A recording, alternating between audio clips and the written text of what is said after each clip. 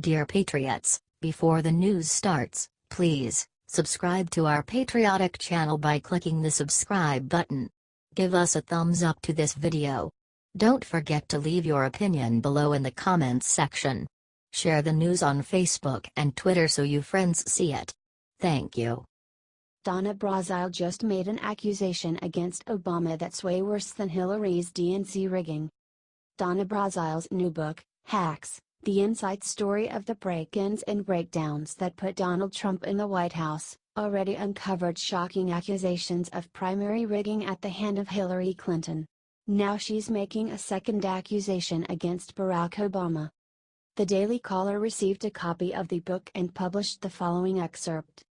We had three Democratic parties, the party of Barack Obama, the party of Hillary Clinton, and this weak little vestige of a party led by Florida Representative W. Wasserman Schultz, that was doing a very poor job getting people who were not president elected. Brazile then explained how the party of Barack Obama absolutely ruined the Democrat Party and left it for dead, essentially causing the rigging in the first place. Advertisement. Obama used the party to provide for political expenses like gifts to donors, and political travel, Brazile explains. Meanwhile, Obama never saw himself as connected to the party. He raised plenty of money for his own campaign but never gave back to the DNC. This was not working to strengthen the party, she said. He left it in debt. That is what forced the party to turn to the Clintons. They needed the Clintons' cash. In return, the Clinton campaign demanded outsized control of the organization that allowed them to rig the primary against Bernie Sanders. So, yes, the primary was rigged, and the reason it was rigged was because of Barack Obama's egocentric selfishness. He left the party dead broke because he was so focused on himself that he used the party's money but only raised funds for himself. He's just as crooked as the woman he chose to succeed him. Comment Crooked Obama and share if you think the entire Democrat machine is corrupt. While the media is focused on fake Russia scandals, real scandals are being uncovered in the DNC.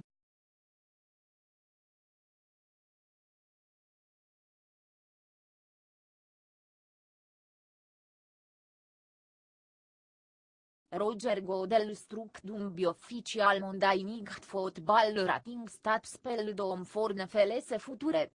Roger Godel is not having a good year. First he let the NFL anthem protests get out of control. He literally let the inmates run the asylum and the owners are furious. Then the owners refused to extend his contract until he figured a way out of the mess. Some, like reasons, gave Roger Brazile to save his job and the league from ruin, making roulette at outlaws players taking agne. This is not a civil rig suit for the NFL penalizes players for nearly everything. They have rules that govern very small action and what you can and they can asylum action more. And until they do this is going to keep happening. According to Breitbart the Monday Night Football ratings are in anti-spelled for Rogers' future with the league. You should have signed your contract extension before Kaepernick joined the league, Roger. It is too late now. Monday's Packers and Lions game got a 7.6. This backs last year's week now, on the eve of the election known in the country cared about the NFL. Last year was the lowest rated week now in history and this are just bad it. What a debacle. The story was later corrected to reflect a not game in 2007, but it is still a debacle. Either it is the second lowest rated week now game in history or it is the lowest. Talk about the bad choices for the NFL. There is a slight silver lining to the story. This week's game is actually up 6 points from last week's game. But as last week's game was no ratings bonanza it is not really something for Godel to be proud of. No, Roger has a simple choice to make. Door number 1 saves his job and the whole league. Door number 2 leads to ruin for both. Obviously Roger, you are running out of time.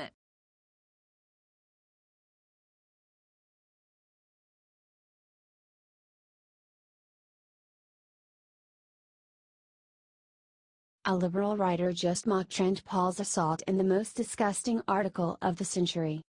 A liberal outlet reportedly mocked Rand Paul for the injuries he sustained following his assault on Friday, according to BizPac Review.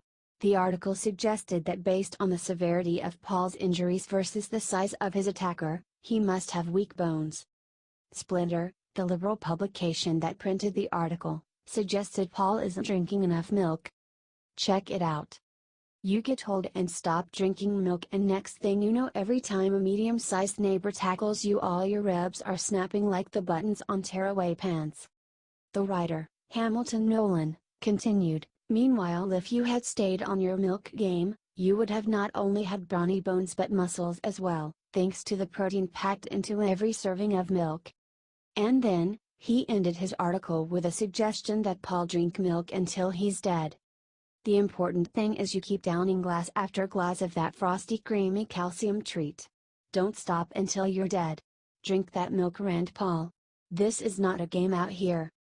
Senator Paul suffered 5 broken ribs and bruised lungs after a disgruntled neighbor blindsided him while he was mowing his lawn at his home in Bowling Green, Kentucky.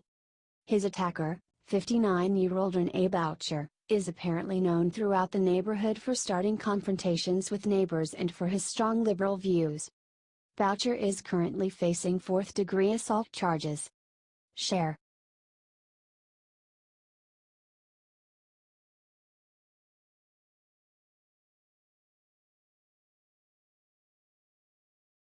Party's over. Shocking new poll reveals the end for Dems and proves America follows Trump.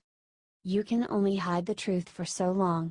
You can dress it up, disguise it, or even manipulate the content completely, but eventually people find their way to the facts. Even in the absence of evidence, Americans have a keen intuition when it comes to deception, and the left's classic tricks have now grown painfully stale.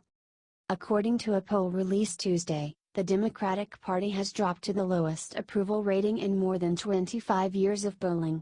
The report shows over 54% of Americans are furious with the Dems, matching the lowest numbers from polls by CNN/ORC and CNN/USA Today, Gallup dating back to 1992. In addition, only 37% of Americans view the Democratic Party favorably. This includes non-whites, who only gave a 48% positive rating, and people under 35, who gave an even lower rating of 33%. This is crippling news for the DNC, who rely heavily on both these constituent groups. The numbers only add to former interim Democratic National Committee Chairwoman Donna Brazile's reasons for blaming the party's financial problems on former President Barack Obama. Brazile also wrote in a Thursday column on Politico that Obama wasn't alone, pointing the finger at Dem Representative W. Wasserman Schultz.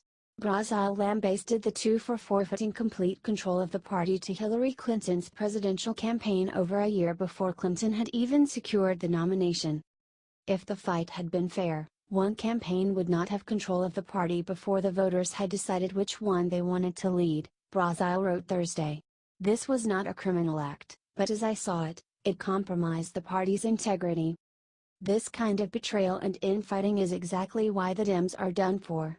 While President Trump maintains his mission for safety and success, the swamp is fighting over who will sink first. When you have a leader who inspires faith and courage, it becomes much easier to do the right thing. Americans did exactly that with these incredible poll results. If citizens continue to band together for the greater good, President Trump will have everything he needs to succeed. If you're proud to be an American today, share this incredible victory with the world. Sources: dailycaller.com. Share.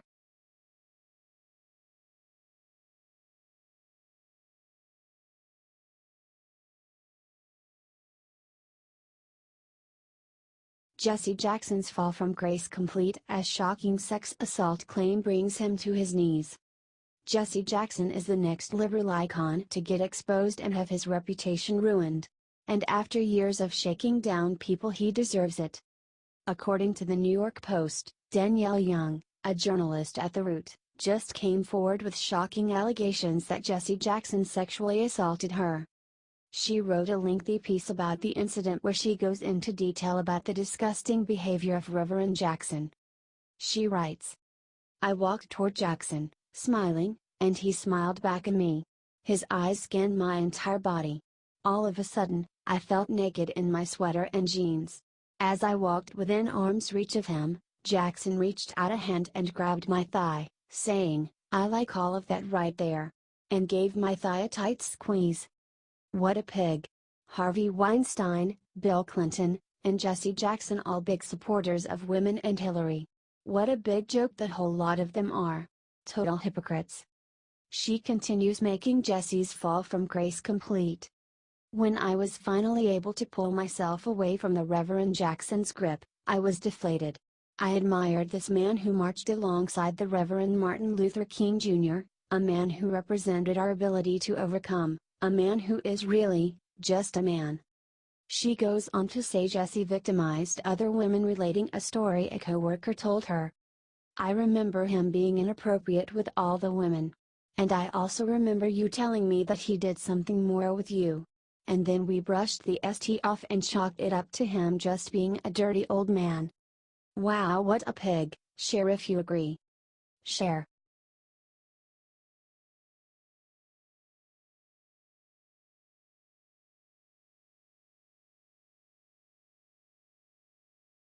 What Mike Pence just did makes Mila Kunis immediately regret abortion donation in his name. A few days ago, actress Mila Kunis donated to the Planned Parenthood in Mike Pence's name. Soon afterward, her donation backfired spectacularly.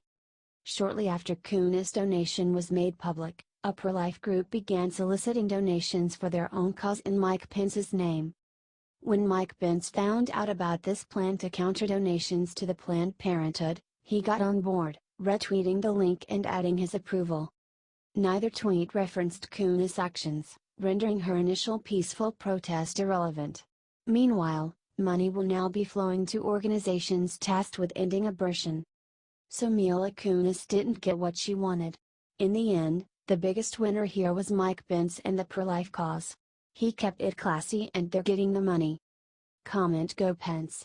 And share if you love how our VP stands for his morals with class. While celebrities try to tear him down, he's trying to lift up causes that are close to his heart.